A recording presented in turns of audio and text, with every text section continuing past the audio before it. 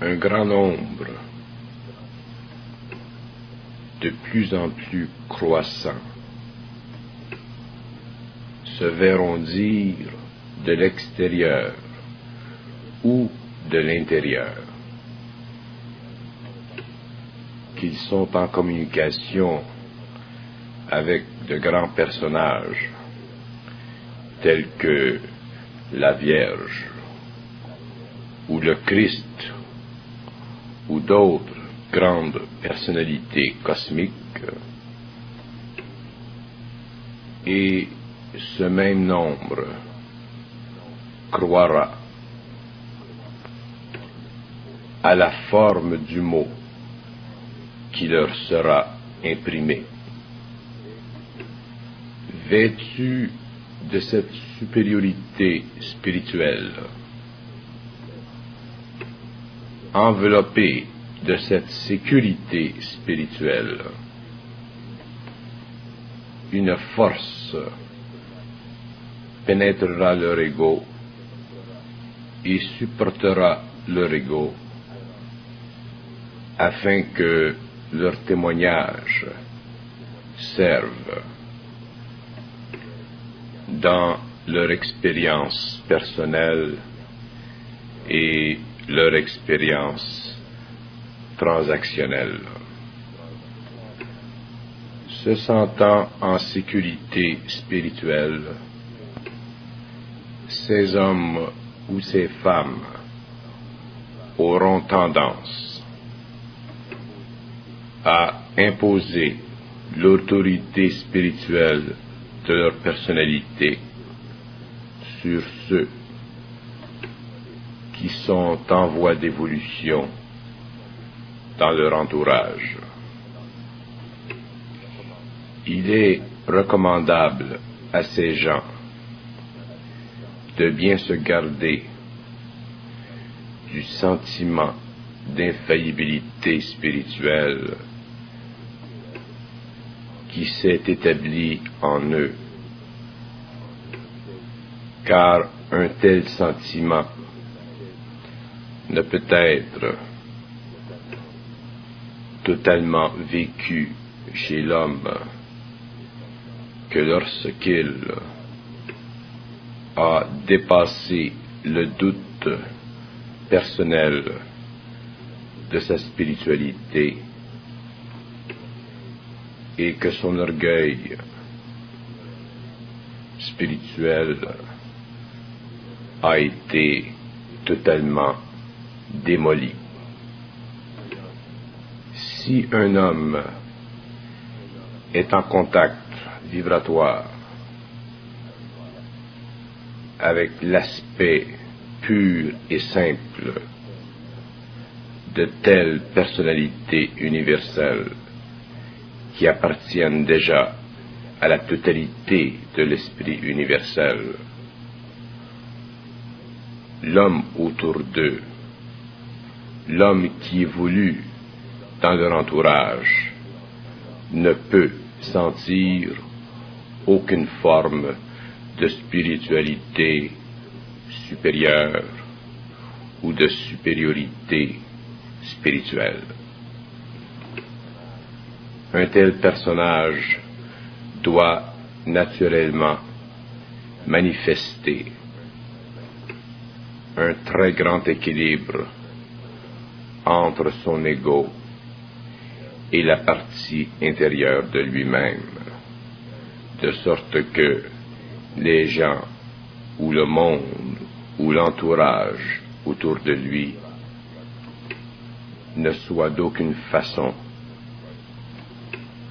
imposés une force spirituelle fondée sur le moindre orgueil et la moindre vanité. De grands voiles couvreront la conscience de l'homme et de grandes révélations lui seront faites dans le cadre de sa psychologie spirituelle primitive. Et l'homme, à cause justement de sa psychologie primitive, sera facilement rendu proie à toute révélation dont le caractère spirituel bénéficiera l'ego ou la personnalité. Mais comme le plan est parfait, ces hommes serviront à l'évolution des autres,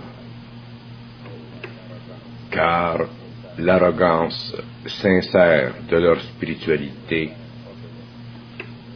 forcera les autres à se remettre en question, afin qu'eux-mêmes subissent en eux la destruction et le dépassement du doute personnel. Mais lorsque le travail sera terminé chez les autres, à leur insu, il commencera chez eux. Et ces mêmes personnes qui pendant longtemps ont cru être les vaisseaux d'or devront eux-mêmes passer et vivre le grand nettoyage spirituel afin qu'intervienne en eux la grande conscience pure du supramental, non spirituel dans sa forme, mais réellement spirituelle, c'est-à-dire harmonieuse dans sa manifestation. Les vaniteux et les orgueilleux, de par la nature même de leur esprit, ne peuvent voir ou réaliser qu'ils le sont. Mais ceux qui évoluent autour d'eux peuvent le sentir et le savoir et le réaliser. Et ce sont ces mêmes gens en évolution qui serviront de miroir afin que tombent les voiles qui auront servi à d'autres pour leur évolution, mais qui maintenant doivent tomber chez celui qui devait servir d'outil, d'instrument aux forces pénétrantes. Quel homme, quelle femme sur la terre aujourd'hui, dans les conditions psychologiques et spirituelles de l'évolution de cette planète, peut se permettre d'être sûr, sans être sûr d'être sûr, si cette même personne n'a pas été éprouvée dans la forme personnifiée de sa révélation. L'homme de demain comprendra que les formes, même si elles sont tissées du sacré, sont issues de la mémoire de l'homme et ne servent que l'homme jusqu'au jour où ce dernier n'est plus homme, mais homme par surcroît. Des milliers d'hommes et de femmes, dans le cadre de la préparation qui est en voie d'accroissement sur la terre, se verront révéler telle chose ou telle chose. Leurs sentiments spirituels, renforcés par ces révélations, mais non équilibrés et harmonisés par l'expérience, feront de ces personnes des outils pour la propagation d'une vibration spirituelle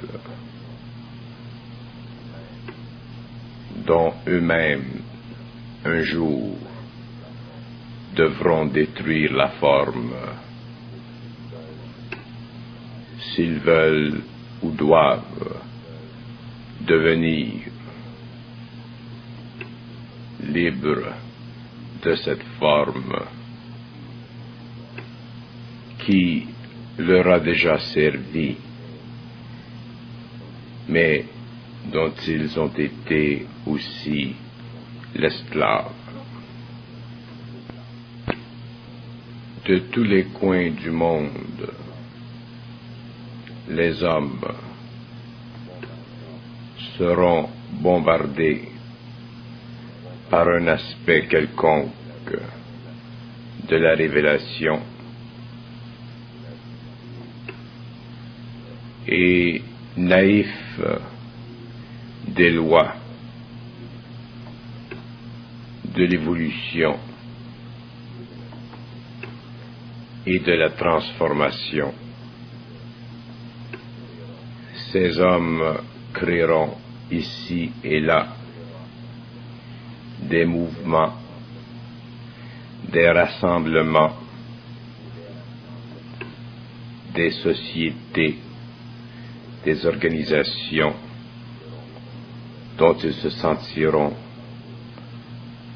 le centre, le pivot, le médiateur entre la terre et le ciel. Beaucoup afflueront vers eux, les écouteront, car il leur sera dit qu'ils ont été révélés telle chose ou telle chose.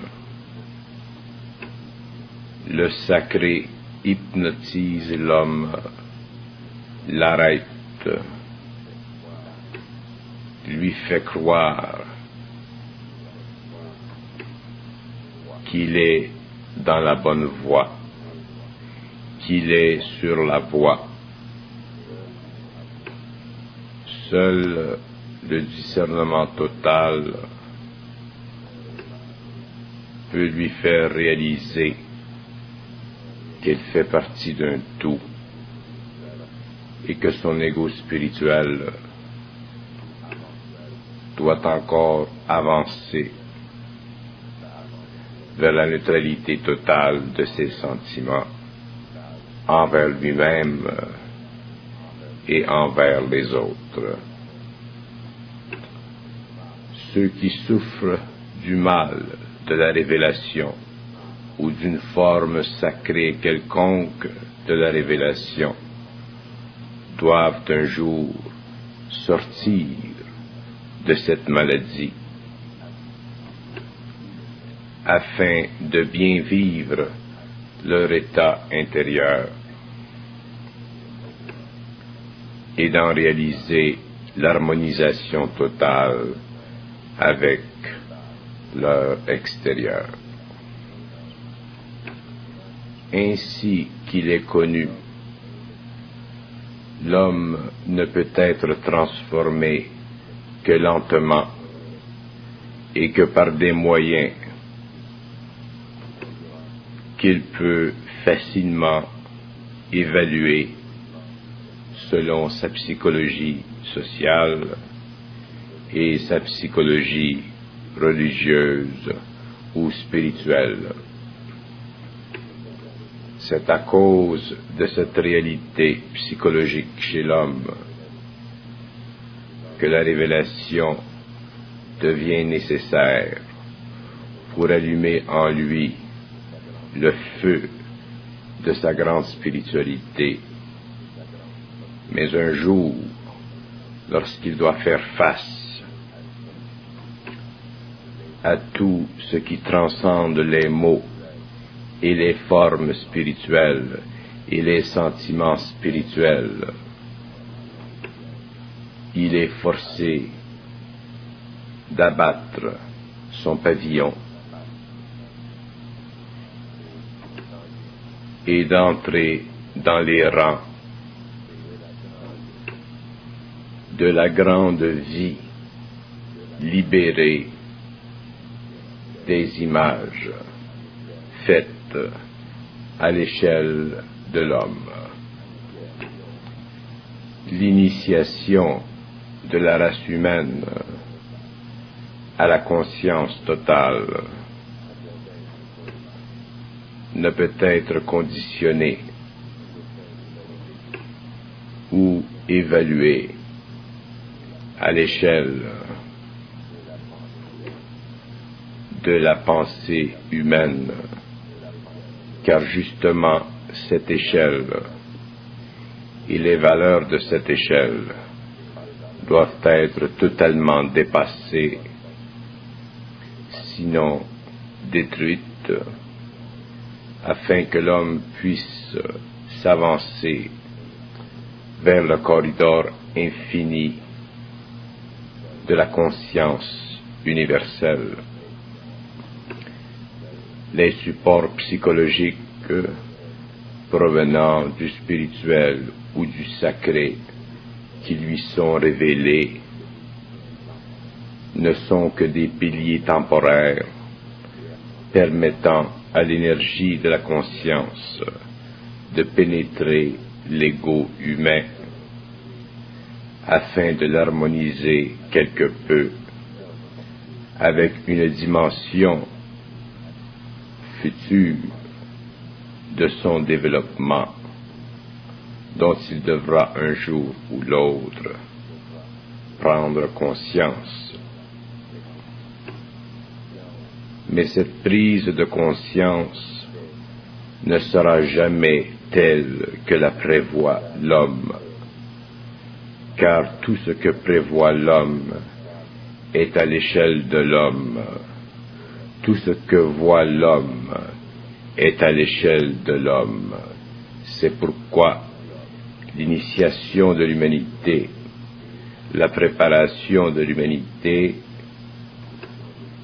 ne sera jamais prévisible, tant sur le plan individuel que sur le plan collectif. Voilà pourquoi toute préparation implique à son terme une destruction, afin qu'une nouvelle génération de force puisse pénétrer la conscience humaine et l'élever vibratoirement jusqu'au niveau nécessaire à la transmutation. Au cours des années qui viendront, les hommes seront bombardés dans leur esprit par des formes dont l'énergie servira à transformer leur esprit et à diriger leur regard de l'extérieur vers l'intérieur. Bien que ces formes seront à l'échelle de l'individu, selon sa nationalité, son tempérament, sa culture, sa religion. Elles auront tous le même but, c'est-à-dire l'élévation vibratoire de la conscience humaine et l'actualisation dans le monde entier d'une plus grande conscience personnelle qui cherchera de plus en plus les limites de la conscience évolutive et les points de repère de cette conscience mondiale.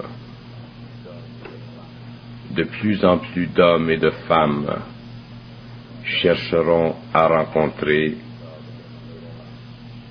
des hommes et des femmes qui pensent dans la même direction qu'eux. De plus en plus d'êtres chercheront à harmoniser ce qu'ils sentent ou ce qu'ils savent avec d'autres personnes, de sorte que une grande réserve d'êtres humains se formera dans toutes les nations. Et de cette réserve d'hommes, toutes les formes de révélation serviront dans le cadre des lois d'attraction et de répulsion. Dans certains cas, des personnalités qui auront été le siège de certaines révélations attireront à elles un nombre de personnes. Dans d'autres cas, d'autres personnalités qui auront été le siège de révélation créeront éventuellement une répulsion chez ceux qui au début auront été attirés par elles. Car tous les hommes évoluent et tous les hommes petit à petit perdent leurs illusions. Et au fur et à mesure que tombent les voiles, au fur et à mesure, l'expérience spirituo-sociale se transforme en expérience totalement personnelle et interne. Le dénominateur commun de tous les hommes devant le cosmique, c'est l'ignorance totale. Toute autre allusion ou toute autre illusion que l'homme se fait de la vérité fait partie de son expérience intégrale et ne relève que de cette expérience. L'homme est assujetti à une telle déformation de la réalité à cause de ses sens et aussi à cause de la diminution du pouvoir de son esprit sur ses perceptions extrasensorielles, que toute valeur qu'il donne à la réalité n'est qu'un reflet primitif et essentiel de son ignorance. Et sa plus grande marge d'erreur réside dans le pouvoir de son esprit de croire en son esprit. Ce cercle vicieux ne peut être rompu que par la souffrance qui détruit la forme lorsque l'ego a suffisamment développé de force réelle, c'est-à-dire lorsqu'il a suffisamment confondu les illusions de son propre esprit. Tant que l'ego n'a pas confondu les illusions de son propre esprit, il est impuissant devant son propre esprit. Et cette impuissance demeure avec lui jusqu'au jour où il sent, où il sait, où le discernement fait partie intégrale de lui et où le doute ne peut plus pénétrer dans les régions calmes de son mental. L'homme doit comprendre que toute révélation, toute expression par les mots du sacré spirituel en lui est à la fois une forme de pénétration d'énergie nouvelle et à la fois une force qui retarde la compréhension parfaite de ces énergies. La dualité de l'esprit humain cherchera automatiquement à former dans l'esprit de l'homme un pôle positif en relation avec cette révélation. Mais l'esprit humain possède aussi un pôle négatif, et c'est ce dernier qui devra éventuellement entrer en jeu, afin que le pôle négatif et positif, que la dualité de l'esprit soit détruite pour permettre que règne en lui la neutralité totale, la synthèse, le vide, le savoir, où toute forme est impuissante sur l'esprit, car l'esprit, à ce moment, crée lui-même la forme, puisqu'il est totalement libre d'elle, et qu'il évolue et qu'il évoluera en dehors d'elle, afin de propager dans l'avenir des formes nouvelles, c'est-à-dire afin de permettre que l'homme sache de nouvelles choses non fondées sur l'esprit des choses anciennes. Ainsi, quelle que soit la nature, la hauteur spirituelle de toute révélation du sacré, la forme est toujours la manifestation primitive de la réalité qui soutient une telle révélation. Et l'ego spiritualisé doit se méfier de cette forme s'il veut en dépasser les limites et augmenter sa résonance à la conscience pure. Tout homme qui connaît ces choses et les applique, les vérifie par lui-même, découvrira leur réalité. Et aussi la réalisation lui viendra que toute fondation dans la réalité nécessite la destruction de toute fondation spirituelle et imagée. L'homme de demain n'a plus de choix. Il doit aller totalement vers le vide, c'est-à-dire l'infinité, ou continuer son expérience dans la direction qu'il a déjà connue afin d'en sortir un jour plus tard sur ce plan ou sur un autre. Mais s'il doit un jour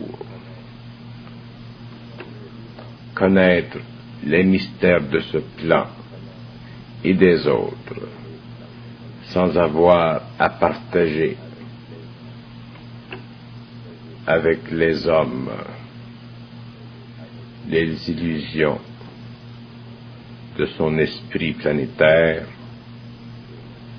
il devra vivre à la limite de son esprit, c'est-à-dire dans le vide de son esprit, où le plein réel, où la réalité coexiste avec l'âme, l'ego et la personnalité, où l'intérieur et l'extérieur coïncident et où l'invisible pénètre le visible et où le visible devient le support des manifestations des autres mondes. Ceux qui vont vers la lumière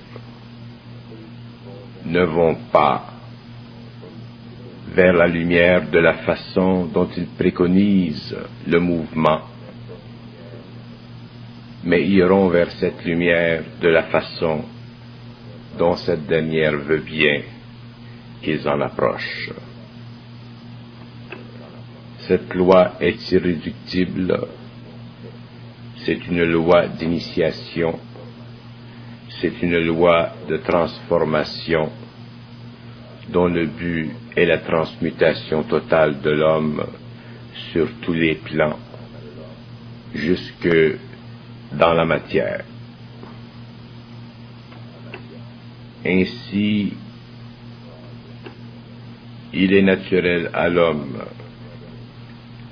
dans les phases premières de son évolution vers les dimensions autres, de reconnaître en lui-même des aspects ou d'autres d'une révélation personnelle, mais il est aussi naturel à l'homme de dépasser les formes humaines de cette révélation, afin qu'il puisse, à un moment donné,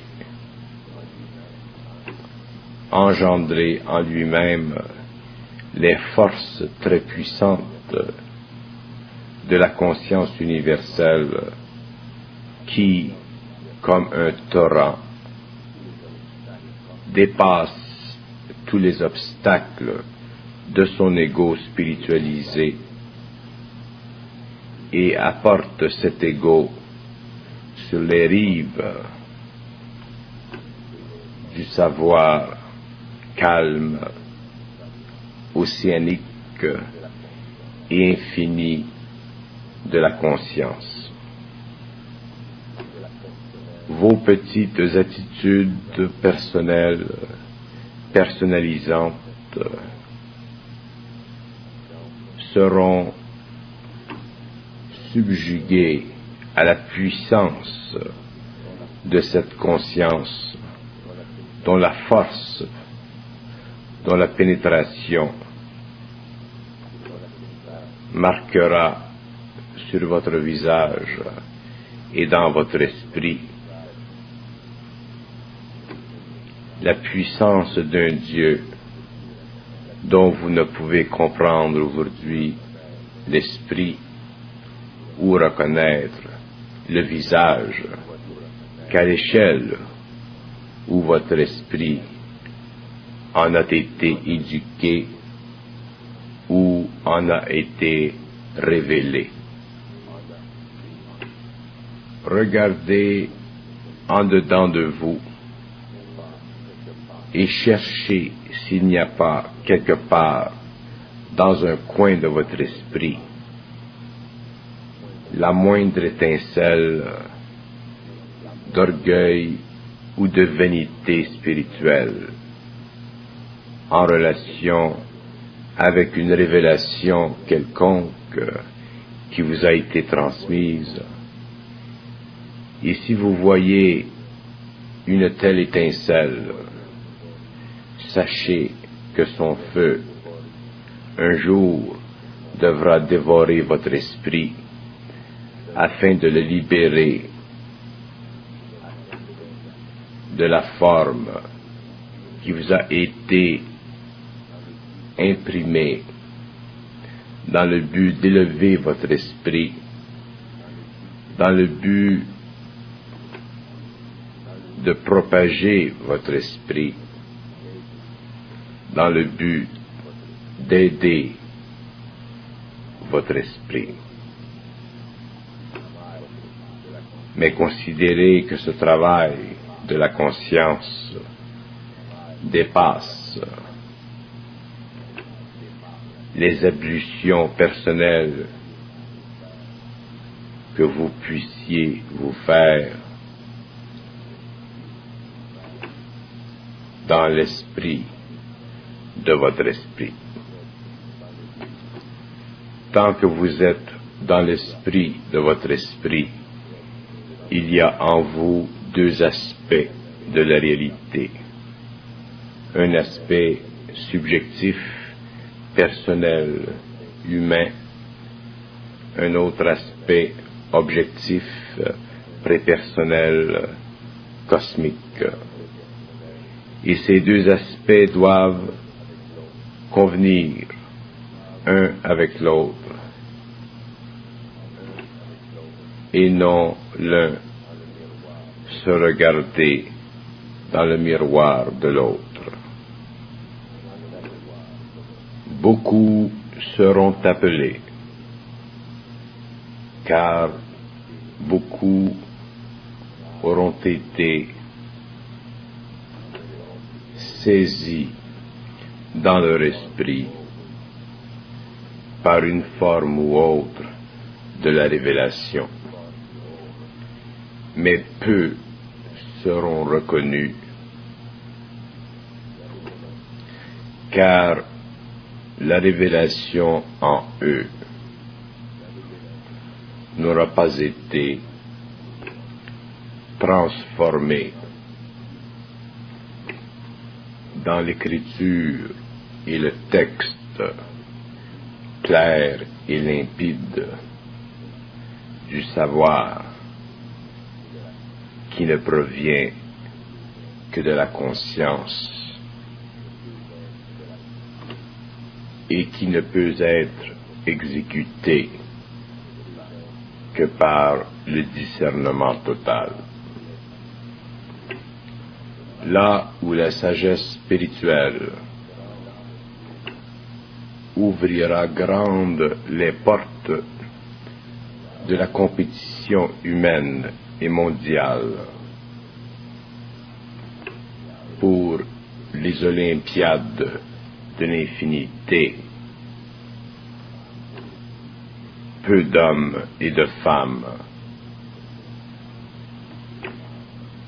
se verront accorder les lauriers de la victoire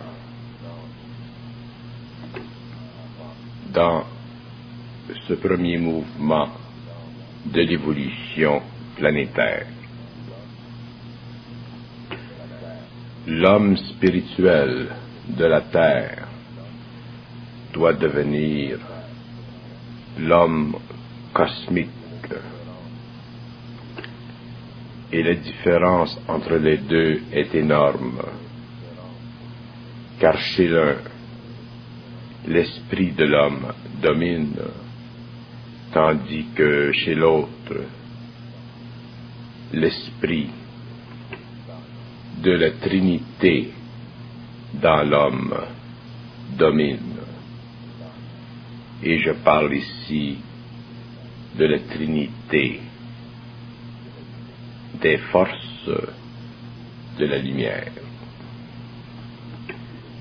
L'esprit de la Trinité et l'esprit de l'homme sont deux esprits différents. Alors que l'esprit de l'homme fait partie de l'esprit de la Trinité négative, de par sa condition planétaire, de par son lien à la forme, l'esprit de l'homme fait partie de la Trinité positive lorsqu'il a totalement assujetti son esprit aux lois de cette Trinité. Et les lois de la Trinité de la lumière sont simples. La première loi est celle qui demande que l'homme sache, sans interposer sa croyance.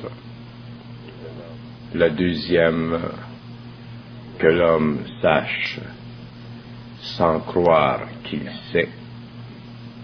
La troisième, que l'homme comprenne, sans savoir pourquoi il sait. Toute interférence avec cette loi de la Trinité de la lumière force l'esprit de l'homme à croire qu'il sait, à établir qu'il sait et à vouloir bénéficier de l'approbation des autres. Les nuances subtiles entre les lois de ces deux trinités font de l'homme un être libre au-delà de la forme spirituelle, ou font de l'homme un être composé à la fois d'impressions spirituelles et soumis aux lois de la forme spirituelle. Dans le cas dernier, bien qu'il y ait développement spirituel, il ne peut y avoir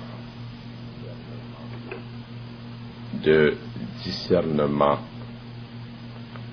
car la forme spirituelle est encore trop puissante pour permettre que l'esprit humain s'allie totalement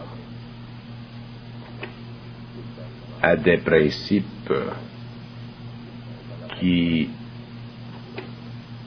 sont à la fois extérieurs et intérieurs à lui-même. Ainsi, reconnaissez en vous-même que toute forme quelconque de révélation n'est qu'une étape dans votre évolution, et sachez qu'à un moment donné de votre vie, si vous devez vivre la transmutation totale, vous aurez à dépasser la valeur de cette révélation que vous attachez à votre personnalité